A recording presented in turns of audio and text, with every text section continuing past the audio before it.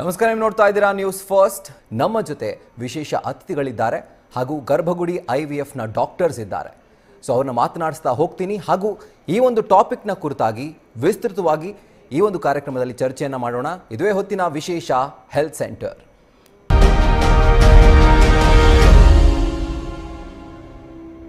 Right, ಈಗಿನ ಒಂದು fast moving ಲೈಫ್ನಲ್ಲಿ, ಫಾಸ್ಟ್ ಪೇಸ್ ಲೈಫ್ನಲ್ಲಿ ಪರ್ಸನಲ್ ಟೈಮ್ ಕೊಡೋದೇ ಹೆಚ್ಚು. ಅಂಥದ್ರಲ್ಲಿ ಮಗು ಪಡೆಯುವಂಥ ಆಸೆ ದೂರದ ಮಾತಾಗ್ಬಿಟ್ಟಿದೆ ಎಷ್ಟೋ ಜನ ದಂಪತಿಗಳಿಗೆ. ಬಟ್ ಆ ಒಂದು ಕನಸನ್ನು ನನಸು ಮಾಡಲಿಕ್ಕೆ ನಮ್ಮ ಬೆಂಗಳೂರಿನಲ್ಲಿ ಅನೇಕ ಭಾಗದಲ್ಲಿ ನಿಮಗೋಸ್ಕರ ಗರ್ಭಗುಡಿ IVF ಸೆಂಟರ್ ನಿಮಗೋಸ್ಕರನೇ ಇದೆ. ಆ್ಯಂಡ್ ಅದೇ ಥರ ಇದರ ಕುರಿತಾಗಿ ಮಾತನಾಡೋದಕ್ಕೆ ಇವತ್ತು ನಮ್ಮ ಸ್ಟುಡಿಯೋದಲ್ಲಿ ಡಾಕ್ಟರ್ ಪ್ರಿಯಾಂಕಾ ರಾಣಿ ಅವರಿದ್ದಾರೆ and doctor Anita A Manoj ಅವರಿದ್ದಾರೆ. ಇಬ್ಬರಿಗೂ ಕೂಡ ನಮಸ್ಕಾರ, ಕಾರ್ಯಕ್ರಮಕ್ಕೆ ಸ್ವಾಗತ. ಈಗ ಡಾಕ್ಟರ್, ಒಂದು ಕರಿಯರ್ ಜೊತೆಗೆ ಪರ್ಸನಲ್ ಲೈಫ್, ಎಸ್ಪೆಷಲಿ ಪೇರೆಂಟ್ಹುಡ್ಡನ್ನು ಮ್ಯಾನೇಜ್ ಮಾಡೋದು ತುಂಬ ಕಷ್ಟ. ಸೊ ಅಂಥ ಸಂದರ್ಭದಲ್ಲಿ ಮಕ್ಕಳು ಮಾಡ್ಕೊಳ್ಬೇಕು ಅನ್ನುವಂಥ ಒಂದು ರೀಸನ್ ಇಟ್ಕೊಂಡೆ ಎಷ್ಟೋ ಸ್ಟ್ರೆಸ್ಗೆ ಪೇರೆಂಟ್ಸ್ ಒಳಗಾಗ್ತಾರೆ, ಮೆಂಟಲಿ, ಫಿಸಿಕಲಿ ಎಲ್ಲವೂ ಕೂಡ. ಸೊ ಅದನ್ನು ಯಾವ ರೀತಿ ಡೀಲ್ ಮಾಡಬೇಕು ಅಂತೇಳಿ, ಎಸ್ಪೆಷಲಿ ಈಗ ಎಷ್ಟೋ ಜನ ಕರಿಯರ್ಗೆ ತೊಂದರೆ ಆಗುತ್ತೆ ಅಂತ ಹೇಳಿ ಪೇರೆಂಟ್ಹುಡ್ಡನ್ನು ಪೋಸ್ಟ್ಪೋನ್ ಮಾಡುವಂಥ ಕೆಲಸವನ್ನು ಮಾಡ್ತಾರೆ. ಸೊ ಅದು ಎಷ್ಟು ಸರಿ ಈಗಿನ ಕಾಲದಲ್ಲಿ ಅಂತ ಪ್ರಿಯಾಂಕಾ ಮೇಡಮ್ ನೀವು ಹೇಳೋಂಗಿದ್ರೆ. ಸೊ ಈಗ ಏನಾಗುತ್ತೆ ಅಂದರೆ ತುಂಬ ಜನ ಬರೀ ಕರಿಯರ್ ಮೇಲೆ ಫೋಕಸ್ ಕೊಡ್ತಾರೆ. ಫೈನಾನ್ಷಿಯಲಿ ನಾವು ಇಂಡಿಪೆಂಡೆಂಟ್ ಆಗಬೇಕು, ಫೇಸ್ಬುಕ್ಕು ಮತ್ತು ಇನ್ಸ್ಟಾಲ್ಲಿ ಎಲ್ಲ ನೋಡಿಕೊಂಡು ಬೇರೆಯವ್ರು ಇಷ್ಟೊಂದು ವೆಕೇಷನ್ಸಲ್ಲಿ ಹೋಗ್ತಾ ಇದ್ದಾರೆ, ನಾವು ದುಡ್ಡು ಸಂಪಾದನೆ ಮಾಡಿಸೋಣ, ಅದ್ರ ಮೇಲೇ ಬರೀ ಫೋಕಸ್ ಇರುತ್ತೆ, ಶೋ ಆಫಲ್ಲಿ. ಅದರಲ್ಲಿ ಫೋಕಸ್ ಮಾಡ್ತಾ ಮಾಡ್ತಾ ಇದು ಪೇರೆಂಟ್ಹುಡ್ ಬಗ್ಗೆ ಗಮನನೇ ಕೊಡಲ್ಲ ಎಲ್ಲರೂ. ಸೊ ಈಗ ಎರಡು ಆರಾಮಾಗಿ ನಾವು ಬ್ಯಾಲೆನ್ಸ್ ಮಾಡ್ಬೋದು. ಇತ್ತೀಚೆಗೆ ಎಷ್ಟು ಟೆಕ್ನಾಲಜಿ ಅಡ್ವಾನ್ಸ್ ಆಗಿದೆ ಅಂದರೆ ನಾವು ಸುಲಭವಾಗಿ ಆರಾಮಾಗಿ ಇದು ಎರಡನ್ನ ಈಸಿಲಿ ಬ್ಯಾಲೆನ್ಸ್ ಮಾಡ್ಬೋದು. ಹೇಗಂದರೆ ಅದೂ ನಡೀತಾ ಇರುತ್ತೆ ಮತ್ತು ಆಗಷ್ಟು ಆಪ್ಷನ್ಸ್ ಎಲ್ಲ ಇದೆ, ಸಿಂಪಲ್ಲಾಗಿ ಟ್ರೀಟ್ಮೆಂಟ್ಸ್ ಇದೆ. ಸೊ ಬಿಫೋರ್ 30 ಇಯರ್ಸ್ ಬಂದರೆ ನಾವು ಸಿಂಪಲ್ ಟ್ರೀಟ್ಮೆಂಟ್ಸಲ್ಲೇ ಪ್ರೆಗ್ನೆನ್ಸಿ ಮಾಡಬಹುದು. IVFನೇ ಹೋಗಬೇಕು ಅಂತ ಅವಶ್ಯಕತೆ ಬೇಕಾಗಲ್ಲ. So without IVF also simple ಟ್ರೀಟ್ಮೆಂಟ್ಸಲ್ಲಿ ಕಡಿಮೆ ಏಜಲ್ಲಿ ಆಪ್ಷನ್ಸ್ ಇರುತ್ತೆ. ಸ್ವಲ್ಪ ಏಜ್ ಅಡ್ವಾನ್ಸ್ ಆಯಿತು ಅಂದರೆ ಆವಾಗ IVF ಟ್ರೀಟ್ಮೆಂಟ್ಸ್ ಎಲ್ಲ ಬೇಕಾಗುತ್ತೆ, ಯಾಕೆಂದರೆ ಪ್ರಾಬ್ಲಮ್ಸ್ ಎಲ್ಲ ಜಾಸ್ತಿ ಆಗುತ್ತೆ, ಎಗ್ ಕೌಂಟ್ ಕಡಿಮೆ ಆಗುತ್ತೆ. ಸೊ ಆಗಷ್ಟು ಕಪಲ್ಸ್ ಬೇಗ ಬಂದರೆ ನಮ್ಮ ಹತ್ರ ಆಪ್ಷನ್ಸ್ ಜಾಸ್ತಿ ಇರುತ್ತೆ, ಬೇಗ ಟ್ರೀಟ್ಮೆಂಟ್ ರಿಸಲ್ಟ್ ಬರುತ್ತೆ. Nice nice. ಈಗ ಡಾಕ್ಟರ್ ಅನಿತಾ ಅವರೇ, ಈಗ ವರ್ಕಿಂಗ್ ಪ್ರೊಫೆಷನಲ್ಸ್ ಈ IVF ಟ್ರೀಟ್ಮೆಂಟನ್ನು ಪಡಿತಾ ಇರುವಂತಹ ಸಂದರ್ಭದಲ್ಲಿ ಯಾವೆಲ್ಲ ಚಾಲೆಂಜಸ್ ಇರುತ್ತೆ ಅವ್ರಿಗೆ ಅಂತ? ಆ್ಯಕ್ಚುಲಿ ಟಾಪಿಕ್ ವಿಷಯ ಅನ್ನೋದಲ್ಲ ತುಂಬ ಇಂಪಾರ್ಟೆಂಟ್ ಡಿಸ್ಕಷನ್. ಆ್ಯಕ್ಚುಲಿ ಈಗ ಪ್ರೆಸೆಂಟ್ ಜನ್ರೇಷನ್, ನಮ್ಮ ಜನ್ರೇಷನ್ ಆಗಿರಲಿ, ನಿಮ್ಮ ಜನ್ರೇಷನ್ನೇ ಆಗಿರಲಿ, so it is very much required. ಮುಂಚಿನ ಥರ ಲೈಕ್ ಹಸ್ಬೆಂಡ್ಸು ಕೆಲಸ ಮಾಡು, ವೈಫ್ ಮನೇಲಿರು, ಮಕ್ಕಳನ್ನ ನೋಡ್ಕೋ, ಜಸ್ಟ್ ಮಕ್ಕಳನ್ನ ಹೆತ್ತೋದು, ಮಕ್ಕಳನ್ನ ಸಾಕೋದು, ಅದು ಮಾತ್ರ ಕೆಲಸ ಅಲ್ವಲ್ಲ. ಈಗ ಇಬ್ಬರೂ ಓದಬೇಕು, ನಾನು ಓದಬೇಕು, ನನ್ನ ಹಸ್ಬೆಂಡು ಓದಬೇಕು. ಹಾಗೆ ನಮಗೆ ವಿಲ್ ಗೆಟ್ ಮ್ಯಾರಿಡ್, ನಮಗೆ ಮಕ್ಕಳು ಬೇಕು, ನಮ್ಮ ಮಕ್ಕಳನ್ನು ಓದಿಸ್ಬೇಕು. ಆ್ಯಂಡ್ ಯಾರೋ ಒಬ್ಬರು ಅರ್ನ್ ಮಾಡೋದ್ರಿಂದ we cannot run the family also. So both are equal ಅಲ್ವಾ? ಕೆರಿಯರು ಇಂಪಾರ್ಟೆಂಟು, ಫ್ಯಾಮಿಲಿನೂ ಇಂಪಾರ್ಟೆಂಟು. ಸೊ ಹೆಣ್ಮಕ್ಳ ಮೇಲೇ ಜಾಸ್ತಿ ಪ್ರೆಷರು. ಹೇಳಬೇಕು ಅಂದರೆ ಇವಾಗ ಬೆಳಗ್ಗೆನೇ ಒಂದು ದಂಪತಿಗಳು ಬಂದಿದ್ದರು, ಇಬ್ಬರು ಮೇ ಬಿ ವೈಫ್ 30+, ಹಸ್ಬೆಂಡ್ 35+. ಮದುವೆ ಆಗಿ 5 years ಆಗಿದೆ, but they are planning for pregnancy ಈಗ 1 year ಅಂದ್ಕೊಳ್ಳಿ. ಅಂದರೆ ಏನು ರೀಸನ್ನು? ಒಂದು ಓದ್ತಾ ಇದ್ರು, ಆಮೇಲೆ ಎಲ್ಲರಿಗೂ ಇರುತ್ತಲ್ವ, ಓದಬೇಕು, ಪ್ರೊಫೆಷ್ನಲ್ ಡಿಗ್ರಿ ಮಾಡಬೇಕು, ಆಮೇಲೆ ಒಂದು ಪ್ರೊಫೆಷನ್ ಚೂಸ್ ಮಾಡ್ಕೋಬೇಕು. ಪ್ರೊಫೆಷನ್ ಚೂಸ್ ಮಾಡ್ಕೊಂಡ್ವಾ ಅಲ್ಲಿಗೆ ಮುಗಿಯಲ್ಲ, ವಿ ಹ್ಯಾವ್ ಟು ಸಸ್ಟೈನ್. ಒಂದು ಕೆರಿಯರ್ ಓರಿಯೆಂಟೇಷನ್ ಇರುತ್ತೆ, ಜಾಬಲ್ಲಿ ಸೆಟ್ಲ್ ಆಗೋಣ ಅನ್ನೋದಿರುತ್ತೆ, ಬರಬೇಕು. ಸುಮ್ಮನೆ ನಮಗೆ ಒಂದು ಜಸ್ಟ್ 3 figures ಅಲ್ಲಿ ಬಂದರೆ ಸಾಕಾಗಲ್ಲ, we need 4 figures 5 figures every month. ಅದಾದಮೇಲೆ ಓಕೆ ಮಕ್ಕಳನ್ನ ಮಾಡ್ಕೊಳ್ಳೋಣ, ಮಗುಗೆ ಸ್ಕೂಲ್ ಫೀಸ್ ಇವೆಲ್ಲ ಇರುತ್ತೆ. ಸೊ ಏನು ಚಾಲೆಂಜಸ್ ಅಂತ ಬಂದರೆ ಇದೇನೇ challenge, both managing career and doctor Priyanka ಅವ್ರು ಹೇಳ್ದಂಗೆ treatment. But career okay 30 years ಆಯಿತು, 35 years ಆಯಿತು, ನಾನಿವಾಗ I am settled, I am having 5 figures ಅಲ್ಲಿ salary, now I want to start a family. But age cooperate ಮಾಡಬೇಕಲ್ವಾ? ಆವಾಗ by then I am 35+. So age ಆಗ್ತಿದ್ದಂಗೆ ಹೆಣ್ಮಕ್ಳಲ್ಲಿ ಒವೇರಿಯನ್ ರಿಸರ್ವ್ ಅನ್ನೋದು ಕಡಿಮೆ ಆಗ್ತಾ ಬರುತ್ತೆ. ಅದಂತೂ ಕೆರಿಯರ್ಗೋಸ್ಕರನೋ, ಜಾಬ್ಗೋಸ್ಕರನೋ, ಸ್ಯಾಲ್ರಿಗೋಸ್ಕರನೋ ವೆಯ್ಟ್ ಮಾಡಲ್ಲ. ಅದೇ ಥರ ಗಂಡು ಮಕ್ಕಳಲ್ಲೂ ಸ್ಪರ್ಮ್, ಅಂಡಾಣುಶಕ್ತಿ, ವೀರ್ಯಾಣು ಚಲನಶಕ್ತಿ, ಇಲ್ಲ ಕ್ವಾಲಿಟಿ, ಇವೆಲ್ಲನೂ ಕಡಿಮೆ ಆಗ್ತಾ ಬರುತ್ತೆ ಬೈ ಏಜ್. ಸೊ ಅದಕ್ಕೇ you should plan the pregnancy. ಮೇಯ್ನಾಗಿ ಕೆರಿಯರು, ಫ್ಯಾಮಿಲಿ ಅಂತ ನೋಡಿದಾಗ they will face time management and stress. ಒಂದು ಬೆಳಗ್ಗೆ ಈಗ ತುಂಬ ಜನ almost 20-30% of the couples 9 o'clock ಒಳಗಡೆ ಕನ್ಸಲ್ಟೇಷನ್ಗೆ ಬರಬೇಕು, ಇದೆಲ್ಲ ಟ್ರೀಟ್ಮೆಂಟ್ ಮುಗಿಸ್ಕೋಬೇಕು, ಓಡಬೇಕು, ಬೈ 10 o'clock ರಿಪೋರ್ಟ್ ಆಗಬೇಕು, ಇಲ್ಲ by 11 o'clock I should log in, ಹೀಗೆ ಹೇಳೋರು ತುಂಬ ಜನ ಇರ್ತಾರೆ. ಅದಾದಮೇಲೆ ನಾವು ಹೇಳೋ ಟೈಮಿಂಗ್ಸ್ಗೆ ಅವ್ರಿಗೆ ಆಗಲ್ಲ, ಮೆಡಿಕೇಷನ್ಸ್ ತೊಗೊಳೋದು ಕಷ್ಟ, ಸ್ಕ್ಯಾನ್ಸಿಗೆ ಬರೋದು ಕಷ್ಟ, ಆ್ಯಂಡ್ ಅಲ್ಲೂ permission, work stress, treatment stress plus personal stress and pure pressure ಇಷ್ಟೊಂದಿರುತ್ತೆ. ಇವೆಲ್ಲನೂ ಮ್ಯಾನೇಜ್ ಮಾಡೋದೇ beauty. Exactly. I think doctor Anita ಅವರು ನಾನು ಮುಂದೆ ಕೇಳ್ತಿರುವಂಥ ಕ್ವೆಶನ್ ಅರ್ಧ ಭಾಗನ ಆಗಲೇ ಆನ್ಸರ್ ಮಾಡಿಬಿಟ್ಟಿದ್ದಾರೆ. ಸೊ ಪ್ರಿಯಾಂಕ್ ಅವರೇ, ಆಗಲೇ ನಾನು ಹೇಳ್ತಿದ್ದ ಹಾಗೆ ಈಗ ವರ್ಕ್ ಲೈಫಲ್ಲಿ ನಮ್ಮನ್ನು ನಾವು ತೊಡಗಿಸ್ಕೊಂಡಾಗ ಅಫ್ಕೋರ್ಸ್ ಮೇಡಮ್ ಹೇಳ್ತಿದ್ದಂಗೆ ಸ್ಟೆಬಿಲಿಟಿ ನೋಡ್ತೀವಿ, ಎಲ್ಲ ಸೆಟ್ಲ್ ಆದಮೇಲೆ ಮಕ್ಕಳ ಬಗ್ಗೆ ಪ್ಲ್ಯಾನ್ ಮಾಡ್ಕೊಳ್ತೀವಿ. ಆದರೆ ಹೋಗ್ತಾ ಹೋಗ್ತಾ ಗಂಡಸಾಗಿರ್ಬೋದು ಹೆಂಗಸಾಗಿರ್ಬೋದು, ಅಂದರೆ ಹಸ್ಬೆಂಡ್ ಆರ್ ವೈಫ್ ಇಬ್ಬರಲ್ಲೂ ಕೂಡ ಆ ಕನ್ಸೀವಿಂಗ್ ಕೆಪಾಸಿಟಿ ಕಮ್ಮಿ ಆಗುತ್ತೆ. ಸೊ ಅಥವಾ ಯಾವುದಾದ್ರೂ ಸ್ಟ್ರೆಸ್ ಇದನ್ನು ಆಲ್ಟರ್ ಮಾಡುತ್ತಾ ಅಂತ ಹೇಳಿ, ಅಂದರೆ ಯಾವುದಾದ್ರೂ ಸ್ಟ್ರೆಸ್ಸಿಂದಾಗಿ IVF ಚಾನ್ಸಸ್ ಅಥವಾ ಟ್ರೀಟ್ಮೆಂಟ್ ತೆಗೆದುಕೊಳ್ಳುವಂತಹ ಸಂದರ್ಭದಲ್ಲಿ ಅದು ಕಮ್ಮಿ ಆಗ್ಬೋದಾ ಅಂತ? ಸ್ಟ್ರೆಸ್ ಬೇರೆ ಬೇರೆ ಥರ ಇರುತ್ತೆ, ಮತ್ತು ಪ್ರತಿಯೊಬ್ಬರಿಗೆ ಆ ಸ್ಟ್ರೆಸ್ದು ಎಫೆಕ್ಟ್ ಬೀಳೋದು ಬೇರೆ ಥರ. ಕೆಲವೊಬ್ಬರಿಗೆ ಸ್ವಲ್ಪ ಸ್ಟ್ರೆಸ್ ಇದ್ರೇ ಬಾಡಿ ಮೇಲೆ ತುಂಬ ದುಷ್ಪರಿಣಾಮ ಬೀಳುತ್ತೆ. ಥೈರಾಯ್ಡ್ ಪ್ರಾಬ್ಲಮ್ಸ್ ಬರ್ಬೋದು, ಶುಗರ್ ಆಗಬಹುದು, BP ರೈಸ್ ಆಗ್ಬೋದು, ಮತ್ತು ನಾವು ಕೊಡ್ತಾ ಇರೋದು ಟ್ರೀಟ್ಮೆಂಟ್ ಕೆಲವು ಸಲ ಅಷ್ಟೊಂದು ಹಾರ್ಮೋನ್ ಇಂಬ್ಯಾಲೆನ್ಸ್ ಆಗಿ ಎಗ್ ರಿಲೀಸ್ ಮೇಲೆ ಎಫೆಕ್ಟ್ ಬರೋದು. ಕೆಲವೊಬ್ಬರು ಲೇಡೀಸ್ಗೆ ಪೀರಿಯಡ್ಸೇ ಇರ್ರೆಗ್ಯುಲರ್ ಆಗಿಬಿಡುತ್ತೆ, ಅಷ್ಟು ಸ್ಟ್ರೆಸ್ ಅವ್ರು ತಗೊಳ್ತಾರೆ. ಜೆಂಟ್ಸ್ಗೆ ಏನಾಗುತ್ತೆ, ನಾವು ನೋಡೋ ಪ್ರಕಾರ ಆಲ್ಮೋಸ್ಟ್ ಈಗ ನಮ್ಮ ಹತ್ರ ಬರ್ತಾ ಇರೋದು 10 ಕಪಲ್ಸಲ್ಲಿ almost 3 to 4 are having erection ಮತ್ತು ಇಜಾಕ್ಯುಲೇಷನ್ ಪ್ರಾಬ್ಲಮ್ಸ್. ಲೈಂಗಿಕ ಸಂಬಂಧ ಇಟ್ಕೊಳ್ಳೋದನ್ನೇ ಪ್ರಾಬ್ಲಮ್ಸ್ ಬರ್ತಾ ಇದೆ. ಸೊ ಸ್ಟ್ರೆಸ್ದು ಅಷ್ಟೊಂದು ನಮ್ಮ ಬಾಡಿ ಮೇಲೆ ದುಷ್ಪರಿಣಾಮ ಎಲ್ಲ ಬೀಳುತ್ತೆ. ಅದ್ರ ಜೊತೆಗೆ ಟ್ರೀಟ್ಮೆಂಟ್ ನಡೀತಾ ಇದೆ ಅಂದರೆ it becomes like negative things happening, opposite ಡೈರೆಕ್ಷನಲ್ಲಿ ನಮ್ಮದು ಕೆಲಸ ಆಗುತ್ತೆ. ಸೊ ನಮ್ಮ ಹತ್ರ ಬರ್ತಾ ಇರೋದು ದಂಪತಿಗಳನ್ನ ನಾವು ಯಾವಾಗಲೂ ಹೇಳ್ತೀವಿ, ಫಸ್ಟ್ ನಿಮ್ಮದು ಸ್ಟ್ರೆಸ್ ಲೆವೆಲ್ ಕಡಿಮೆ ಮಾಡಿ. ಯಾವ ಥರ ಮಾಡಬೇಕು ಅಂದರೆ ರೆಗ್ಯುಲರ್ ಎಕ್ಸಸೈಸ್ ಮಾಡಬೇಕು, ಡಯಟ್ ಫಾಲೋ ಮಾಡಬೇಕು, nutritious healthy diet with lots of fresh fruits and vegetables, ಜೊತೆಗೆ ಯೋಗ ಮತ್ತು ಪ್ರಾಣಾಯಾಮ ಅಳವಡಿಸ್ಬೇಕು ಲೈಫ್ ಸ್ಟೈಲಲ್ಲಿ. ಆ್ಯಂಡ್ ಇಫ್ ಅದರಿಂದನೂ ಕಡಿಮೆ ಆಗ್ತಾ ಇಲ್ಲ ಅಂದರೆ ನಮ್ಮ ಟೀಮಲ್ಲಿ ಸೈಕ್ಯಾಟ್ರಿಸ್ಟ್ ಇದ್ದಾರೆ, ಸೈಕಲಾಜಿಕಲ್ ಕೌನ್ಸಿಲರ್ಸ್ ಇದ್ದಾರೆ, ಅವರೆಲ್ಲ ಇದು ವಿಷಯನೆಲ್ಲ ಫಸ್ಟ್ ಅಡ್ರೆಸ್ ಮಾಡ್ತಾರೆ. ಇದು ಎಲ್ಲ ಅಡ್ರೆಸ್ ಮಾಡಿದ್ಮೇಲೆ ನಾವು ಕೊಡ್ತಾ ಇರೋದು ಟ್ರೀಟ್ಮೆಂಟ್ಗೆ ಫಲ ಸಿಗತ್ತೆ. ಸೊ ಇದು ಕಂಪಲ್ಸರಿ ನಾವು ಅಡ್ರೆಸ್ ಮಾಡಲೇಬೇಕು ಸ್ಟ್ರೆಸ್ ಇಶ್ಯೂಸ್ನ. ನೈಸ್. ನಾವು ಮೆಂಟಲ್ ಸ್ಟ್ರೆಸ್ ಬಗ್ಗೆ ಕೂಡ ಮಾತಾಡ್ತಾ ಇದ್ವಿ. ಯಾಕಂದರೆ ಒಂದು ಜಾಗದಲ್ಲಿ ಕೆಲಸ ಮಾಡ್ತಿರುವಂಥ ಸಂದರ್ಭದಲ್ಲಿ ಮೆಂಟಲಿ ಆ ಪೀಸ್ನೆಸ್ ಅಥವಾ ಆ ಪೀಸ್ಫುಲ್ನೆಸ್ನ ಅಟೈನ್ ಮಾಡೋದು ತುಂಬ ಕಷ್ಟ. ಸೊ ಇಂಥ ಸಂದರ್ಭದಲ್ಲಿ ಎಂಪ್ಲಾಯರ್ ಫ್ಯಾಕ್ಟರ್ ಕೂಡ ತುಂಬ ಮ್ಯಾಟ್ರ್ ಆಗುತ್ತೆ. ಸೊ ಅವರ ಸಪೋರ್ಟ್ ಯಾವ ಥರ ಇರಬೇಕು? ಈ ಒಂದು IVF ಟ್ರೀಟ್ಮೆಂಟ್ಗೆ ಒಳಗಾಗ್ತಿರುವಂಥ ಕಪಲ್ಸ್ ಇರ್ಬೋದು ಅಥವಾ ಸಿಂಗಲ್, ಅಂದರೆ ಮದರ್ ಇರ್ಬೋದು ಅಥವಾ ಫಾದರ್ ಇರ್ಬೋದು, ಆ ಒಂದು ಕಂಪನಿಯಲ್ಲಿ ಆ ಒಂದು ಎಂಪ್ಲಾಯರ್ಗಳ ಪಾತ್ರ ಕೂಡ ತುಂಬ ಮುಖ್ಯವಾಗಿರುತ್ತೆ. Yes, very much true. But ಆದರೆ ನಾವು ಒಂದು ಸೈಡಿಂದನೇ ಯೋಚನೆ ಮಾಡೋಕ್ಕಾಗಲ್ಲ, ಪೇಷಂಟ್ ಬಗ್ಗೆ ನೀವು ಯೋಚನೆ ಮಾಡೋಕ್ಕಾಗಲ್ಲ. We have to think about the company also. Employee employer ಎರಡೂ ರಿಲೇಷನ್ಶಿಪ್ ಅನ್ನೋದು ತುಂಬ ಇಂಪಾರ್ಟೆಂಟು. ಬರೀ ಎಂಪ್ಲಾಯರಿಗೆ ಟ್ರೀಟ್ಮೆಂಟ್ ಕೊಡ್ತಾ ಇದ್ದೀವಿ, ಅವ್ರಿಗೆ ರಜಾ ಕೊಡಿ, ಫ್ರೀಯಾಗಿ ಸ್ಯಾಲ್ರಿ ಕೊಡಿ ಅಂದರೆ ಯಾರು ಕೊಡೋಕ್ಕೆ ಸಾಧ್ಯ? ಹಾಗೆಯೇ ಅವರಿಗೆ ಟ್ರೀಟ್ಮೆಂಟ್ ಕೊಡೋದಕ್ಕೆ ಇಲ್ಲ ಟ್ರೀಟ್ಮೆಂಟ್ ತೊಗೊಳೋದಕ್ಕೆ ಆಪ್ಷನ್ಸೇ ಇಲ್ದಂಗೆ ಎಲ್ಲ ವಿಂಡೋಸು ಕ್ಲೋಸ್ ಮಾಡಿಟ್ರೂ ಕಷ್ಟ ಆಗುತ್ತೆ. ದಟ್ ಅವ್ರು ಮತ್ತೇನು ಕೆಲಸದಲ್ಲಿ ಕಾನ್ಸಂಟ್ರೇಟ್ ಮಾಡಿ 100% ಅಂತೂ ಕೊಡೋಕ್ಕೆ ಸಾಧ್ಯನೇ ಇಲ್ಲ. ಈಗ ಪ್ರಿಯಾಂಕಾ ಅವ್ರು ಹೇಳ್ದಂಗೆ ನಾನೊಂದು ಎಕ್ಸಾಂಪಲ್ ಹೇಳ್ತೀನಿ.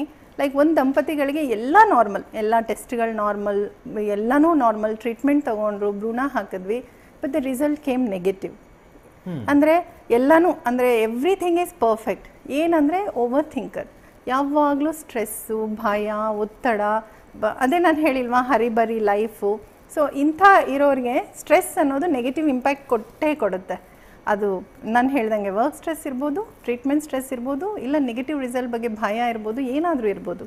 ಇನ್ನೊಂದು ದಂಪತಿಗಳು ಹೇಳ್ತೀನಿ, ಅವರಿಗೆ ಆ್ಯಕ್ಚುಲಿ ಆವ್ರೇಜ್ ಎಂಬ್ರಿಯೋಸ್, ಲೈನಿಂಗು ಅಂದರೆ ಗರ್ಭಕೋಶದ ಉಳ್ಪದ್ರನೂ ಸರಿಯಾಗಿ ಬರ್ತಾ ಇರಲಿಲ್ಲ. ಡಿಫ್ರೆಂಟ್ ಪ್ರೋಟೋಕಾಲ್ಸ್ ಯೂಸ್ ಮಾಡಿ 3rd or 4th ಅಟೆಂಪ್ಟಲ್ಲಿ ಬಂದಾಗ ಹಾಕಿದ್ವಿ, ನೀಟಾಗಿ ಪಾಸಿಟಿವ್ ಬಂತು. Because their attitude is different, relaxed attitude. Treatment ನಾವು ತಗೋತಿದ್ದೀವಿ ರಿಸಲ್ಟ್ ಬಗ್ಗೆ ಧ್ಯಾನ ಇಲ್ದಂಗೆ. ಆ್ಯಂಡ್ ಡಾಕ್ಟರ್ ಪ್ರಿಯಾಂಕಾ ಅವ್ರು ಹೇಳ್ದಂಗೆ ನಾವು ಆ್ಯಸ್ ಡಾಕ್ಟರ್ಸ್ ನಾವು ದೇಹಕ್ಕೆ ಮೆಡಿಸಿನ್ಸ್ ಕೊಡ್ತೀವಿ, ಟ್ರೀಟ್ಮೆಂಟ್ಗೆ ಹೇಗೆ ಬೆಳೆಯೋದು ಇದು ಅದು ಎಲ್ಲನೂ. ಬಟ್ ಮಾನಸಿಕ ರೋಗ ಕಣ್ಣಿಗೆ ಕಾಣಲ್ಲ, ಬಟ್ ಅದು ಇಂಪ್ಯಾಕ್ಟ್ ಬಂದು ತೀವ್ರವಾಗಿರುತ್ತೆ. ಅದು ರಿಸಲ್ಟ್ಸ್ ಮೇಲೆ ಆಗಿರಲಿ, ಬೇರೆ ಇದ್ರ ಮೇಲೆ ಇರಲಿ. ಸೊ ಅದನ್ನು ಅಡ್ರೆಸ್ ಮಾಡೋದಕ್ಕೆ ಗರ್ಭಗುಡಿಯಲ್ಲಿ ಹಾಲಿಸ್ಟಿಕ್ ಅಪ್ರೋಚ್ ಅನ್ನೋದು ಡೆವಲಪ್ ಮಾಡಿರೋದು. ಅಂದರೆ let it be meditation, yoga, psychological treatment, Ayurveda ಇವೆಲ್ಲನೂ ಇನ್ಕ್ಲೂಡ್ ಮಾಡಿಕೊಂಡು ಆ ಟ್ರೀಟ್ಮೆಂಟ್ಸ್ ಕೊಡ್ತಾ ಇರೋದು. ಆ್ಯಂಡ್ ಇನ್ನೊಂದು ಏನಂತ ಕೇಳಿದ್ರೆ, ನೀವು ಕೇಳಿದ ಪ್ರಶ್ನೆ ಎಂಪ್ಲಾಯರ್ ಅಂದಾಗ ಇವಾಗ ಮೇಯ್ನಾಗಿ ಕೊಡಬೇಕಾಗಿರೋದು ನಾನು ಫಸ್ಟೇ ಹೇಳ್ದಂಗೆ ಟೈಮ್ ಮ್ಯಾನೇಜ್ಮೆಂಟ್. ಆ ಟೈಮ್ ಮ್ಯಾನೇಜ್ಮೆಂಟ್ಗೆ ಸ್ವಲ್ಪ ರಿಲ್ಯಾಕ್ಸೇಷನ್. ನಾವಿನ್ನೂ ಯಾವ ಥರ ಸೊಸೈಟಿಲಿ ಇದ್ದೀವಿ ಅಂದರೆ ನಮ್ಗೆ ಸ್ಟಿಗ್ಮಾ ಅನ್ನೋದಿದೆ. ಧೈರ್ಯವಾಗಿ ಯಾರು ಹೇಳ್ಕೊಳ್ಳಲ್ಲ, ನಾನು IVF ಟ್ರೀಟ್ಮೆಂಟ್ಗೆ ಹೋಗ್ತಿದ್ದೀನಿ, ನನಗೆ ಹೆಲ್ಪ್ ಮಾಡಿ. ಡೆಫಿನೆಟ್ಲಿ ಅಲ್ವಾ, ಎಲ್ಲರಿಗೂ ಭಯ ಇರುತ್ತೆ. ಓ ಇವರಾ ಟ್ರೀಟ್ಮೆಂಟ್ ತೊಗೋತಿದ್ದಾರೆ, ಇವ್ರಿಗೆ ಮಕ್ಕಳೇ ಆಗಿಲ್ಲ ಟ್ರೀಟ್ಮೆಂಟ್ ತೊಗೋತಿದ್ದಾರೆ, ಓ ನನ್ನ ಬಗ್ಗೆ ಮಾತಾಡ್ತಿದ್ದಾರೇನೋ, ನನ್ನ ಹಿಂದೆ ನಗಾಡ್ತಿದ್ದಾರೇನೋ, ನನ್ನ ಬಗ್ಗೆ ಆಡ್ಕೊಳ್ತಿದ್ದಾರೇನೋ, ಈ ಭಯ ಪ್ರತಿಯೊಂದು ದಂಪತಿಗಳಲ್ಲೂ ಇರುತ್ತೆ. ಸೊ ಈ ಭಯದಿಂದ ಹೊರಗೆ ಬರಬೇಕು, ನಮ್ಮ ಸೊಸೈಟಿನೂ ಚೇಂಜ್ ಆಗಬೇಕು, ನಮ್ಮ ಥಿಂಕಿಂಗ್ ಚೇಂಜ್ ಆಗಬೇಕು. ಹಾಗೆಯೇ ಎಂಪ್ಲಾಯರ್ ಕಡೆಯಿಂದ ಎಂಪ್ಲಾಯಿ ಕಡೆಯಿಂದ ಸ್ವಲ್ಪ relaxation of rules. Already maternity paternity leaves ಇರೋ ಹಾಗೆ ಟ್ರೀಟ್ಮೆಂಟ್ಗೂ ಸ್ವಲ್ಪ ರಿಲ್ಯಾಕ್ಸೇಷನ್ ಕೊಟ್ಟಾಗ ಡೆಫಿನೆಟ್ಲಿ ಎಲ್ಲ ವಿಧದಲ್ಲೂ ಸಕ್ಸಸ್ ಅನ್ನೋದು ಸಿಗುತ್ತೆ. ಅದಕ್ಕೊಂದು ರಿಫಾರ್ಮೇಷನ್ ಬರಬೇಕು ಅಂತ ನಾವು ಕೂಡ ಬರಬೇಕು, ಅಟ್ಲೀಸ್ಟ್ ಪರ್ಸನಲ್ ಆಗಾದರೂ, ಇಫ್ ನಾಟ್ ಲಾ ಅಂತ ತರದೇನು. ರೈಟ್. ಈಗ ಒಬ್ರು ಕಾಲರ್ ಇದ್ದಾರೆ ಕುಸುಮಾ ಅಂತ ಹೇಳಿ, ಅವ್ರು ಆ್ಯಕ್ಚುಲಿ ಗರ್ಭಗುಡಿ IVFನಲ್ಲಿ ಟ್ರೀಟ್ಮೆಂಟ್ ತೆಗೆದುಕೊಂಡು ಸಕ್ಸಸ್ ಕಂಡಿರುವಂಥ ಒಬ್ರು ಆಗಿದ್ದಾರೆ. ಮೇಡಮ್ ನಮಸ್ತೆ. ನಮಸ್ತೆ ಮೇಡಮ್, ಎಲ್ಲಿಂದ ಕಾಲ್ ಮಾಡ್ತಿರೋದು ಮೇಡಮ್? ನೈಸ್. ನೀವು ಗರ್ಭಗುಡಿ IVFನಲ್ಲಿ ಟ್ರೀಟ್ಮೆಂಟ್ ತಗೊಂಡು ಒಂದು ಮಗು ಕೂಡ ಪಡ್ಕೊಂಡಿದ್ದೀರಿ. ಸೊ ಆ ಒಂದು ಎಕ್ಸ್ಪೀರಿಯನ್ಸ್ ಹೇಳಿ, ಯಾಕಂದರೆ IVF ಮುಖಾಂತರ ಮಗುವನ್ನು ಪಡೆಯೋ ಖುಷಿ ಇನ್ಫ್ಯಾಕ್ಟ್ ನ್ಯಾಚುರಲಿಗಿಂತ ಅದು ತುಂಬ ಜಾಸ್ತಿ ಇರುತ್ತೆ. ಯಾಕಂದರೆ ಮೆಂಟಲ್ ಸ್ಟ್ರೆಸ್ ಎಲ್ಲವನ್ನು ಕೂಡ ನೀವು ಇಲ್ಲಿ ಹಾಕಿರ್ತೀರಿ ಆ್ಯಂಡ್ ಇದೆಲ್ಲವೂ ಕೂಡ ಇರುತ್ತೆ. ಅಂಥ ಸಂದರ್ಭದಲ್ಲಿ ಈಗ ಖುಷಿಯ ಕ್ಷಣ ನೀವು ಅನುಭವಿಸ್ತಾ ಇದ್ದೀರಿ. ಸೊ ಗರ್ಭಗುಡಿ IVFನ ಟ್ರೀಟ್ಮೆಂಟ್ ಬಗ್ಗೆ ಹೇಳಿ. ತುಂಬಾ ಚೆನ್ನಾಗಿತ್ತು ಸರ್. ಫಸ್ಟ್ ಟೈಮ್ ವರ್ಷದೊಳಗೆ ನಾವು ಮಗು ಪಡ್ಕೊಂಡ್ವಿ. ಪ್ರಿಯಾಂಕಾ ಮ್ಯಾಮ್ ಚೆನ್ನಾಗಿ ಟ್ರೀಟ್ಮೆಂಟ್ ಕೊಟ್ರು. ನಮಗೆ ಎಗ್ ರಿಲೀಸ್ ಆಗ್ತಿಲ್ಲ, ಅದ್ರ ಬಗ್ಗೆನೂ ಆಗ್ಲಿಲ್ಲ, ಮನೆಯವ್ರ ಬಗ್ಗೆ ಆಗಿರ್ಲಿ ಎಲ್ಲ ಟೆಸ್ಟ್ಗಳು ಚೆನ್ನಾಗಿ ಮಾಡಿದ್ರು. ಅಲ್ಲಿಂದ ಖುಷಿ ಕಂಡಿದ್ವಿ. ಟ್ವಿನ್ಸ್ ಬೇಬಿ ಆಗಿದೆ ನಮಗೆ. Okay okay. ಸೊ ಎಷ್ಟು ವರ್ಷಗಳಿಂದ ನೀವು ಟ್ರೈ ಮಾಡಿ ಕೊನೆಗೆ IVF ಮೊರೆ ಹೋದ್ರಿ ಮೇಡಮ್? 18 ವರ್ಷ ಆಯ್ತು ಸರ್ ಮದುವೆಗೆ ನಮ್ದು. ಓ 18 ವರ್ಷ. 18 ವರ್ಷ ಕನಸು ಗರ್ಭಗುಡಿ ಬೆಂಗಳೂರು IVF ಕನಸು ನನ್ಸ್ ಮಾಡ್ತು ಸರ್. ಓಕೆ. ಸೊ ಟ್ರೀಟ್ಮೆಂಟ್ ಟೈಮಲ್ಲಿ ನಿಮ್ಗೇನು ಭಯ, ಆತಂಕ, ಸ್ಟ್ರೆಸ್ ಆ ಥರ ಏನು ಅನಿಸಿಲ್ವಾ? ಭಯ ಆತಂಕ ಇತ್ತು ಸರ್. ಆದ್ರೆ ಪ್ರಿಯಾಂಕಾ ಮ್ಯಾಮ್ ಹೇಳೋ ಮಾತುಕತೆ ಎಲ್ಲದಿಂದ ಸ್ವಲ್ಪ ಎಲ್ಲ ಕಡಿಮೆ ಮಾಡ್ಕೊಂತ ಬಂದ್ವಿ ಸರ್. ಅವ್ರು ಹೇಳಿದ್ದನ್ನೆಲ್ಲ ಪಾಲನೆ ಮಾಡ್ಕೊಂತಾನೆ ಬಂದ್ವಿ. ಪ್ರಿಯಾಂಕಾ ಮ್ಯಾಮ್ ಏನ್ ಹೇಳಿದ್ರು ಅದನ್ನೇ ರೆಸ್ಪಾನ್ಸ್ ಮಾಡಿದ್ವಿ. Okay okay. So Priyanka doctor ಇದ್ದಾರೆ, ಮಾತಾಡಿ. ನಮಸ್ಕಾರ ಕುಸುಮಾ ಅವರೇ, ಚೆನ್ನಾಗಿದ್ದೀರಾ? ಹಾ ಚೆನ್ನಾಗಿದ್ದೀನಿ ಮ್ಯಾಮ್. ಈಗ ರಿಲ್ಯಾಕ್ಸ್ ಆಗಿದ್ದೀರಾ? ಹಾ ಚೆನ್ನಾಗಿದ್ದೀನಿ, ರಿಲ್ಯಾಕ್ಸ್ ಆಗಿದ್ದೀನಿ. So she is blessed with 1 boy 1 girl. ಆಯ್ತು. ಅಂಡ್ ತುಂಬಾ ಟೆನ್ಷನ್ ಇಂದ ಬಂದ್ರು. ಆಕ್ಚುಲಿ ಅವ್ರ ಫಸ್ಟ್ IVF ಫೇಲ್ ಆಗಿತ್ತು, ಶಿವಮೊಗ್ಗದಲ್ಲಿ ಮಾಡಿದ್ರು. ಆಮೇಲೆ ಇಲ್ಲ ಮ್ಯಾಮ್ ಆಗಲ್ಲ, ನಾನು ಇಲ್ಲಿ ಬೆಂಗಳೂರಲ್ಲಿ ಇರ್ತೀನಿ, ಏನಾಗುತ್ತೋ ಪ್ರತಿ ಒಂದು ಸ್ಟೆಪ್ಪಲ್ಲಿ ಅವ್ರು ತುಂಬ ಡೌಟ್ಸು ಕ್ವೆಶನ್ಸು.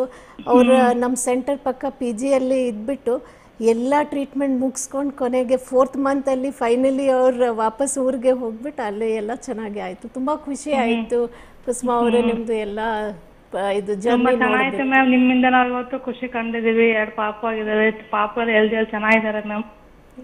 ಇವತ್ತು 6 ಮಂತ್ ಆಗ್ತಿದೆ ಪಾಪಗೆ. ಓ ವೆರಿ ನೈಸ್. ನೋಡಿ ಎಂತ ಸ್ಪೆಷಲ್ ಡೇ. 18 ವರ್ಷದ ಒಂದು ಕನಸು ಈಗ ನನ್ಸಾಗಿರೋದು ಗರ್ಭಗುಡಿ IVF ಸೆಂಟರ್. ಗರ್ಭಗುಡಿ IVF ಇಂದ ನನ್ಸಾಗಿದ್ದು ನಮ್ಗಂತ. ಸೊ ನಿಮ್ ತರ ಈಗ ಮಗುವನ್ನ ಬಯಸ್ತಿರುವಂತ ಅನೇಕ ಜನ ಇದ್ದಾರೆ, ಅವ್ರಿಗೆ ಏನ್ ಹೇಳೋದಕ್ಕೆ ಇಷ್ಟಪಡ್ತೀರಾ ಮೇಡಮ್? ಅದು ಹೇಳ್ತೀವಿ ಸರ್, ಗರ್ಭಗುಡಿ IVF ಸೆಂಟರ್ ಅಲ್ಲಿ ಚೆನ್ನಾಗಿದೆ, ತೋರ್ಸ್ಕೊಳ್ರಿ, ಮಾಡ್ರಿ, ಡಾಕ್ಟರ್ಗಳು ಚೆನ್ನಾಗಿ ರೆಸ್ಪಾನ್ಸ್ ಮಾಡ್ತಿದ್ದಾರೆ ಎಲ್ಲರೂ ಅಂತ ಹೇಳ್ತೀವಿ ಸರ್. ನಾವು ಪಾಸಿಟಿವ್ ಎಲ್ಲ ಚೆನ್ನಾಗಿ ನೋಡ್ತಾರೆ, ಏನೊಂದಕ್ಕಾದ್ರೂ ಎಲ್ಲ ಚೆನ್ನಾಗಿ ರೆಸ್ಪಾನ್ಸ್ ಮಾಡ್ತಾರೆ. Very nice, very nice. Thank you so much. ಹಾ ಹೇಳಿ ಹೇಳಿ. ಇಲ್ಲ ಸರ್, ತುಂಬಾ ಖುಷಿ ಆಯ್ತು. ಇಷ್ಟೊಂದು ವರ್ಷದ ಕನಸು ನಂತಾಯ್ತು ಅಂತ ಗರ್ಭಗುಡಿ. ಐ ಥಿಂಕ್ ನೀವು ಖುಷಿಯಾಗಿರ್ಬೇಕು ಅನ್ನುವಂಥದ್ದೇ ಗರ್ಭಗುಡಿ IVF ನ ಒಂದು ಉದ್ದೇಶ ಕೂಡ ಆಗಿತ್ತು. ಎಸ್ ಮ್ಯಾಮ್, ಖುಷಿಯಾಗಿರಿ, ಮಕ್ಕಳು ಕೂಡ ಖುಷಿಯಾಗಿರಲಿ ಅಂತ ನಾವು ಕೂಡ ಆಶಿಸ್ತೀವಿ. Thank you so much madam news first ಜೊತೆ ಮಾತಾಡಿದ್ದಕ್ಕೆ. ಸೊ ಈ ಥರ ಅನೇಕ ಸಕ್ಸಸ್ ಸ್ಟೋರಿಗಳಿದ್ದಾವೆ ಗರ್ಭಗುಡಿ IVFನ ಸೆಂಟರ್. ಆ್ಯಂಡ್ ಅಫ್ಕೋರ್ಸ್ ನಮ್ಮ ವೀಕ್ಷಕರಿಗೂ ಕೂಡ ಈ ಒಂದು ಟಾಪಿಕ್ ಇವತ್ತೇನು ಮಾತಾಡ್ತಿದ್ವಿ ತುಂಬ ಇಂಪಾರ್ಟೆಂಟ್ ಟಾಪಿಕ್, ಎಸ್ಪೆಷಲಿ ಪ್ರೊಫೆಷ್ನಲ್ ಅಪ್ಪ ಹಾಗೂ ಅಮ್ಮ ಇವ್ರುಗಳಿಗೆ ತುಂಬ ರಿಲೇಟೆಡ್ ಆಗಿರುವಂತಹ ಟಾಪಿಕ್. ಇದರ ಕುರಿತಾಗಿ ಮತ್ತಷ್ಟು ಮಾತುಕತೆಯನ್ನು ಮಾಡೋಣ. ಆದರೆ ಅದಕ್ಕೂ ಮುಂಚೆ ಹೆಲ್ತ್ ಸೆಂಟರ್ನಲ್ಲಿ ಒಂದು ಚಿಕ್ಕ ಬ್ರೇಕ್.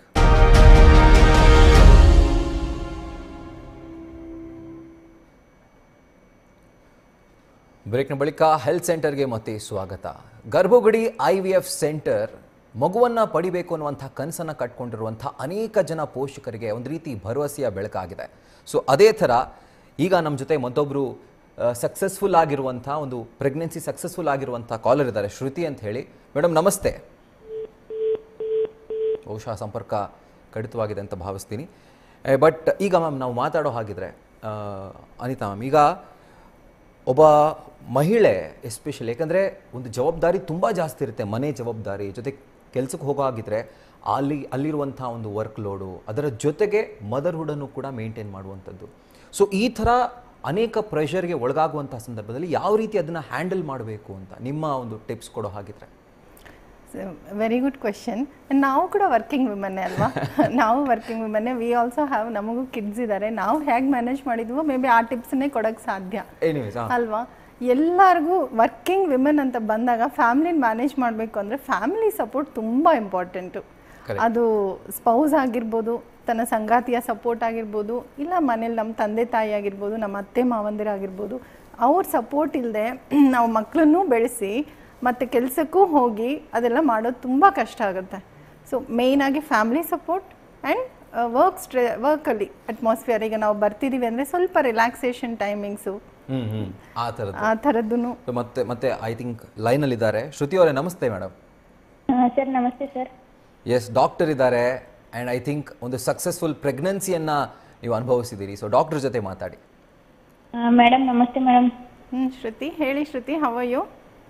ಚೆನ್ನಾಗಿದ್ದೀನಿ ma'am. How is it going? ಹೇಗೆ ನಡೀತಾ ಇದೆ ಪ್ರೆಗ್ನೆನ್ಸಿ? ಚೆನ್ನಾಗಿ ಆಗ್ತಾ ಇದೆ ಮ್ಯಾಮ್.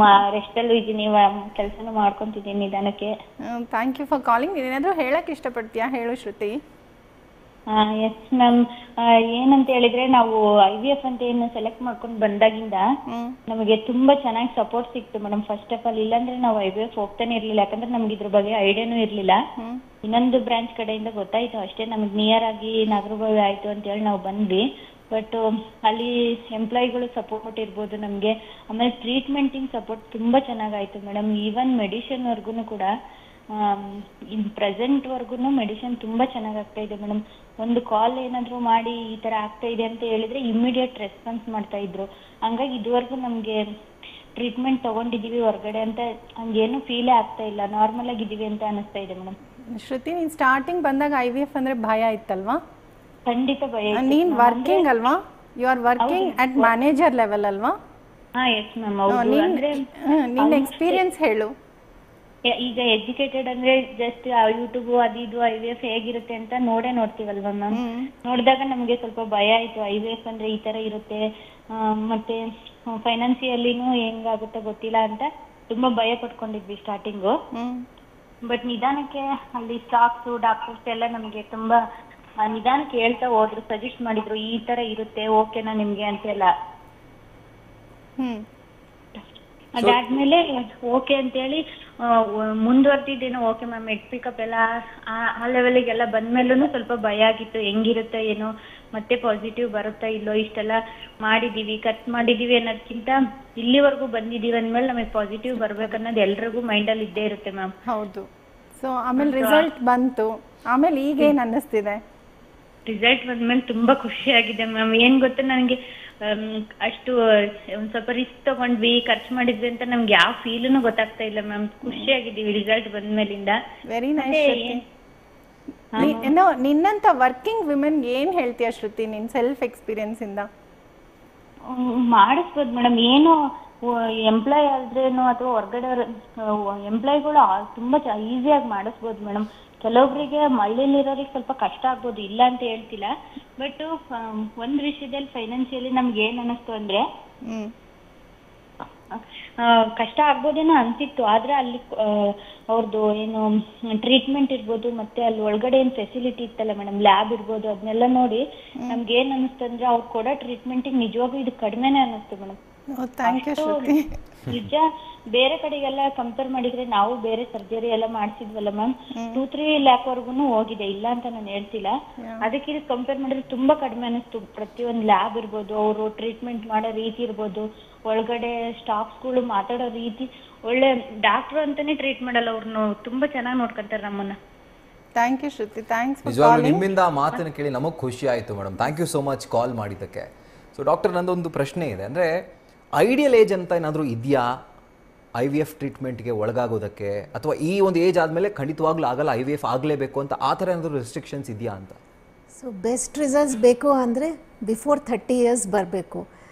ಆಫ್ಟರ್ 30 ಇಯರ್ಸ್ ಏನಾಗುತ್ತೆ ಅಂದರೆ ಎಗ್ ಕೌಂಟ್ ಕಡಿಮೆ ಆಗ್ತಾ ಹೋಗ್ತಾ ಇರುತ್ತೆ, ಕ್ವಾಲಿಟಿ ಕೂಡ ಕಡಿಮೆ ಆಗುತ್ತೆ. ಈಗ ರೀಸೆಂಟ್ ಅಲ್ಲ, ಆಲ್ಮೋಸ್ಟ್ 2 ಇಯರ್ಸ್ ಬ್ಯಾಕ್ ಒಬ್ಬರು ಲೇಡಿ ಬಂದಿದ್ದರು, 40 ಇಯರ್ಸ್, ಸ್ಮೋಕಿಂಗ್ ಮಾಡ್ತಾಯಿದ್ರು, ಬರೀ ವರ್ಕ್ ಮೇಲೆ ಫೋಕಸ್, ಹೆಲ್ತ್ ಮೇಲೆ ಏನೂ ಗಮನ ಕೊಟ್ಟಿಲ್ಲ. ಶಿ ವಾಸ್ ಡಿಪ್ರೆಷನ್ಗೆ ಟ್ಯಾಬ್ಲೆಟ್ಸ್ ತಗೊಳ್ತಾ ಇದ್ರು, BP ಸ್ವಲ್ಪ ಬಾರ್ಡರ್ ಲೈನ್ ಹೈ ಇತ್ತು, BPಗೆ ಮಾತ್ರ ತಗೊಳ್ತಾ ಇದ್ರು, ಪ್ಲಸ್ ಹಾರ್ಮೋನ್ ಇಂಬ್ಯಾಲೆನ್ಸಿಂದ ದೊಡ್ಡ ಫೈಬ್ರಾಯ್ಡ್ಸ್ ಯೂಟ್ರಸಲ್ಲಿ. ಅವ್ರು 40ಅಲ್ಲಿ ಬಂದು ಕೇಳ್ತಾ ಇದ್ದಾರೆ ನಂದು ಸೆಲ್ಫ್ IVF ಮಾಡಬೇಕು ಅಂತ. ನಾವು ಸ್ಕ್ಯಾನ್ ಮಾಡಿದಾಗ ಎಗ್ ಕೌಂಟೇ ಇಲ್ಲ, ಆಲ್ಮೋಸ್ಟ್ ಎಗ್ಸ್ ಎಲ್ಲ ಹೋಗಿಬಿಟ್ಟಿದೆ, ದೊಡ್ಡ ಫೈಬ್ರಾಯ್ಡ್ಸ್ ಇದೆ. ಸೊ ನಾವು ಫಸ್ಟು ಅವ್ರದ್ದು ಎಲ್ಲ ಮೆಡಿಕಲ್ ಪ್ರಾಬ್ಲಮ್ಸ್ ಅಡ್ರೆಸ್ ಮಾಡಿದ್ದೀವಿ. BP ಕಂಟ್ರೋಲ್ ಮಾಡಬೇಕು, ಸ್ಟ್ರೆಸ್ ಕಡಿಮೆ ಮಾಡಬೇಕು, ಡಿಪ್ರೆಷನ್ಗೆ ತಗೊಳ್ತಾ ಇರೋದು ಮಾತ್ರೆ ಎಲ್ಲ ಚೇಂಜ್ ಮಾಡಬೇಕು. ಯಾಕೆಂದರೆ ಕೆಲವೊಂದು ಮಾತ್ರೆಯಿಂದನೇ ಹಾರ್ಮೋನ್ ಇಂಬ್ಯಾಲೆನ್ಸ್ ಆಗಿಬಿಟ್ಟು ಅದು ಪೀರಿಯಡ್ಸ್ ಇರೆಗ್ಯುಲರ್ ಆಗುತ್ತೆ, ಅಥವಾ ಅದರಿಂದ ಪ್ರೆಗ್ನೆನ್ಸಿ ಕಷ್ಟ ಆಗ್ಬೋದು. ಸೊ ಅದು ಎಲ್ಲ ಚೇಂಜ್ ಮಾಡ್ಕೊಂಡು ನಾವು ಸೇಫ್ ಮೆಡಿಕೇಷನ್ಸ್ಗೆ ಹೋಗಬೇಕು. ಜನರಲ್ ಅವ್ರಿಗೆ ತುಂಬ ಕೌನ್ಸಿಲಿಂಗ್ ಸೆಷನ್ಸ್ ಕೊಟ್ಟಿದ ಮೇಲೆ ಅವ್ರಿಗೆ ಆಕ್ಸೆಪ್ಟೆನ್ಸ್ ಫೈನಲಿ ಬಂತು ದಟ್ ನನ್ನ ಎಗ್ಸಿಂದ ಆಗಲ್ಲ. ಆವಾಗ ನಾವು ಥರ್ಡ್ ಪಾರ್ಟಿ ಮೂಲಕ ಹೋಗಬೇಕು, ಅಂದರೆ ಡೋನರ್ ಎಗ್ಸ್ ಮೂಲಕ. ಸೊ ಆ ಲೆವೆಲಲ್ಲಿ ಹೋದರೆ ಕಷ್ಟ. ಅದಕ್ಕೆ ನಿಮ್ಮ ಎಗ್ಸಿಂದನೇ ಮಾಡಬೇಕು ಪ್ರೆಗ್ನೆನ್ಸಿ ಅಂದರೆ ಬೆಸ್ಟ್ ಇರೋದು ಆಫ್ಟರ್ 30 ಬಟ್ ಬಿಫೋರ್ 35. ಆ ಏಜಲ್ಲಿ ಬಂದರೆ still we have a good option. 35 ಆದಮೇಲೆ ತುಂಬ ರಿಸಲ್ಟ್ನ ಕಡಿಮೆ ಆಗ್ತಾ ಹೋಗ್ತಾ ಇರುತ್ತೆ. ಓಕೆ. ಸೊ ಡಾಕ್ಟರ್ ಅನಿತಾ, ಈಗ ನಾವು ಮಾತಾಡ್ತಾ ಇದ್ದೀವಿ ಬೆಂಗಳೂರಂತಹ ಸೆಂಟರ್ಗಳ, ಅಂದರೆ ಆ ಒಂದು Tier 1 ಸಿಟಿಗಳಲ್ಲಿ ಅನೇಕ ಕಡೆ IVF ಸೆಂಟರ್ಸ್ ಇದೆ. ಆ್ಯಂಡ್ ಅಫ್ಕೋರ್ಸ್ ಕರ್ನಾಟಕ ರಾಜ್ಯದಾದ್ಯಂತ ಕೂಡ ಸೆಂಟರ್ಗಳಿದ್ದಾವೆ. ಬಟ್ ರೂರಲಲ್ಲಿ ಎಲ್ಲೋ ಒಂದು ಕಡೆ ಒಂದು ಕುಗ್ರಾಮದಲ್ಲಿ ಈ ಒಂದು ಕಾರ್ಯಕ್ರಮವನ್ನು ನೋಡ್ತಿರುವಂಥವ್ರು, ಅವರು ಕೂಡ IVF ಮುಖಾಂತರ ನನ್ನ ಮಗು ಪಡ್ಕೊಳ್ಬೇಕು ಅಂತ ಬಯಸೋರಿಗೆ ಸೊ ಏನಾದರೂ ನೆರವು ಸಿಗುತ್ತಾ ಗರ್ಭಗುಡಿ IVF ಸೆಂಟರ್ನಿಂದ ಅಂತ? ಎಸ್, ಡೆಫಿನೆಟ್ಲಿ ನೆರವು ಸಿಕ್ಕೇ ಸಿಗುತ್ತೆ. ಅಂದರೆ ಗರ್ಭಗುಡಿ ಇವಾಗ ತನ್ನ ಪರಿಮಿತವನ್ನು ಬರೀ ಬ್ಯಾಂಗ್ಳೂರಿಗೆ ಇಟ್ಕೊಂಡಿಲ್ಲ, ತನ್ನ ರೆಕ್ಕೆಗಳನ್ನು ಸ್ವಲ್ಪ ಹರಡಿಸೋದಕ್ಕೆ ಟ್ರೈ ಮಾಡ್ತಾ ಇದೆ. ಈಗ ದಾವಣಗೆರೆಯಲ್ಲಿ ಒಂದು ಬ್ರಾಂಚ್ ಓಪನ್ ಆಗಿದೆ. ಸೊ ಈ ಕಡೆ ಅಂದರೆ ಯಲಹಂಕ ಪೆರಿಫರೀಸ್ ಅಂದರೆ ಆ ಕಡೆ ಓಪನ್ ಆಗಿದೆ, ಆ್ಯಂಡ್ ಹೊಸೂರು ಕಡೆನೂ ಓಪನ್ ಮಾಡಿದ್ದಾರೆ.